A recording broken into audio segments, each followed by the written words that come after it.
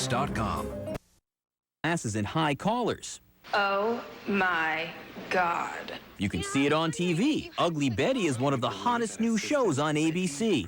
You can see it at the movies. One ring to rule them all. Where the Lord of the Rings and Star Wars took in about $76 jillion between them.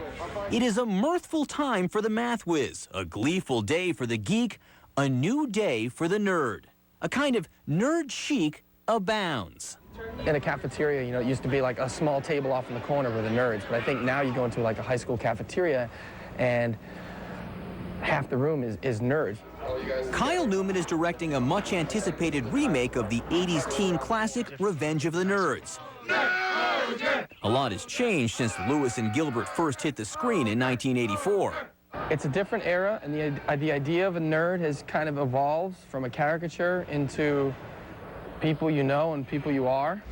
Did you have relations? So what happened? What made it so hip to be square? The nerds of the 80s weren't just the analytical science types, they were also creative nerds, and a lot of those creative nerds are now in positions of creative power. Well, I think there's always been something kind of sexy about a certain kind of nerd. Certainly Bill Gates became sexy in a lot of people's eyes. Nerds are good with computers. One reason a lot of the old nerds have become the new billionaires, which is always cool. So, is there a right way to geek out? I would say the right way to do it is ever so slightly wrong, because that's how a nerd would do it. Obviously, the Oxford button-down shirt buttoned up to the neck is a key component. One might want to invest in a pair of dark-rimmed glasses. One might also want to purchase a pair of high-water pants that hit somewhere in the vicinity of 2 or 3 inches above the ankle bone.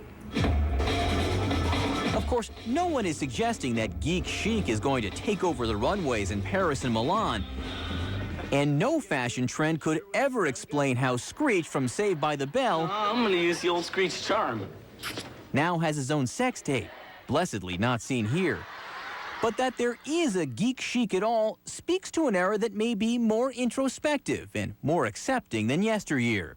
So embrace your inner nerd, because the way trends come and go, you never know when a 34-year-old guy with an Atari and C-3PO will lose his charm. I'm John Berman for Nightline in New York. A sign of the times.